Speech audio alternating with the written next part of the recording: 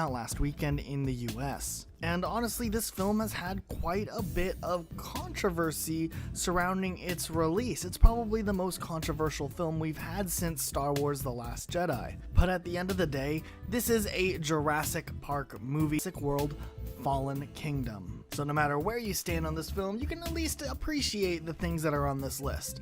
Alright, let's go ahead and get into our list. Also, quick spoil for the logo. You probably all know what I'm talking about. The opening sequence when they're trying to secure the DNA. That one guy is trying to get in contact with the underwater team, but he can't get in contact, and then everyone in the helicopter is telling him to come, and then he starts to run, and he makes it to the helicopter. He barely is hanging onto the ladder as it swings around, and he gets away from the dinosaur just to get snatched up by that giant underwater dinosaur. The scene is just really epic, and it really sets the tone for the film, and it's kind of fun, and it's dark, and it kind of has that horror-esque of Jurassic Park / Jurassic World that works pretty well here, and we really appreciated that scene. Number 9, the CGI and practical effects in this film. This film utilized a mix of both practical effects using a lot of animatronics, and then they mixed in the CGI, and some of the scenes just looked really, really good. Specifically, there's one scene where Chris Pratt's character is in the trailer with the dinosaur, and then all of a sudden the dinosaur wakes up and Chris Pratt has to kind of roll around that. Just the way that they did that made it look so realistic and fluid and also intimidating at the same time was really cool, and props on the practical and digital effects team that worked on that. It was really outstanding throughout this film, considering dinosaurs aren't living right now. Number 8 has to go to the horror scenes and vibe in the mansion bidding area. This movie definitely has several tone shifts throughout the film, and it feels like different sections kind of chopped up, but we did appreciate the horror-esque vibes going along with the bidding scenes. It definitely felt almost like a horror film, which was very different, and it contrasts the first Jurassic World film and kind of does this darker overtone that works well enough here. Overall, we really appreciated just how creepy these scenes were and how methodically they were filmed, and we thought that they were a really good highlight of this film. Number 7 goes to the aftermath scenes.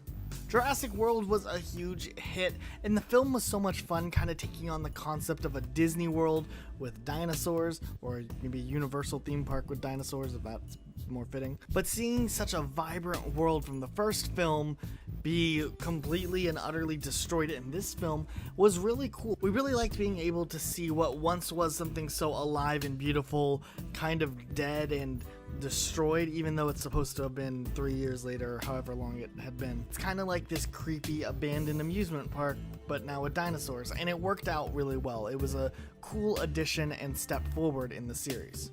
Next on the list goes to the character Macy. So one thing that's kind of a staple in the Jurassic Park and Jurassic World movies are these child characters. And they're really interesting because it kind of always provides a different perspective. A realistic perspective if the stuff was actually happening, but a different type of character. A character that might not have the full fleshed out mentality of an adult and have to figure out things differently. We've always appreciated that complexity, and while the character Macy definitely isn't the best child character we've ever seen, still serves as a decent enough and interesting character. And mind you, that's before getting into the whole subplot involving this character that's super interesting, which ties into the next point. Number 5, human clones. This one is kind of crazy, but at the same time it really makes sense considering the technology used in Jurassic Park and Jurassic World. It's always been there, like the concept, because it's always been connected, able to revive extinct species. Wouldn't it make more sense to be able to clone current species easier? Like, for instance, if you relate it to real world, we've been able to clone sheep because they're commonly alive and regularly around, but we haven't been able to resurrect extinct species yet. So technically, with that logic, it would make sense that cloning a human would be a lot easier than resurrecting prehistoric creatures. And I think going down the path of having some clone characters is a really unique idea, but definitely something that's realistic to the world of Jurassic Park and Jurassic World. We don't think it was jumping the gun, and we think it's a pretty unique premise. Number 4 has to go to Ian Malcolm's return to the Jurassic Park franchise as a whole, and it really works out well because of the role he plays in this film. And he kind of was this really stubborn and over-the-top character in the movie he originally was in, and in this movie he's much more wiser and he has much more wisdom, and that character development overall between these generations and these movies really is nice to see here. And it's nice to at least see one character come out a little bit different at the end than the characters that we have seen in the previous Jurassic World movies. It's really nice to see a huge character arc over multiple time spans, which is really a nice touch here. Number 3, we have the OG T-Rex here. Definitely such a cool scene in the film. It's really nice to see that he has a lot of like scars and stuff from previous fights he's been in. That was one thing that was really interesting, and we thought that overall it worked out pretty well. And it was a close one between this one and just Blue being a character in this film and the role that he plays. So it could be a tie on this one, but definitely seeing that OG T-Rex back in action was really nice. Number 2 has to go to the emotion in the directing of this film, specifically with the Jurassic World island getting destroyed, and just this kind of underlying feeling that the directors and filmmakers and producers and everyone involved in this movie were able to push onto their viewers. Moviegoers definitely had a couple of senses where they were like, you know, this is kind of sad. It's these dinosaurs are these magnificent creatures that are dying, and we gotta give credit where credit's due. The director did a great job at portraying these emotions directly to the people watching the film instead of presenting them onto characters and then us having to relate to the characters. It's a really unique way of telling this story, and for the most part it works pretty well here. Of course, this whole section of building up this emotion ties into the ending here, which is what we're about to get into, but it kind of also sets up the stage for what's to come and the importance of what's happening, and we think that there's some serious foreshadowing coming up here. Which ties us up to number 1, which is probably the biggest thing about this film overall. We're gonna kind of lump two things in because they're connected, but the end credits scene slash the stage that has been set up for the final or next film in this trilogy or saga, whatever this ends up being.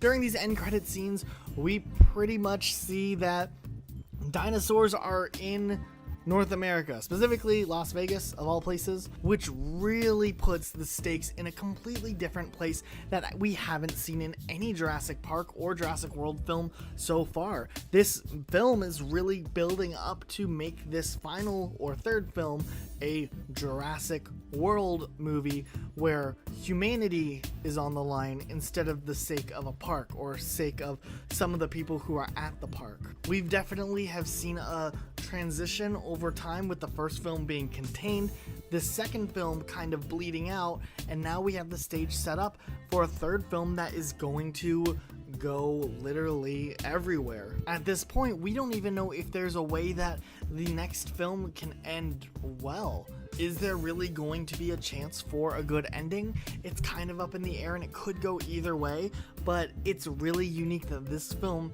was willing to reveal that much about what's coming up to get everyone talking and have this conversation as to what's coming next and the risks of both genetic manipulation and cloning and resurrecting extinct species.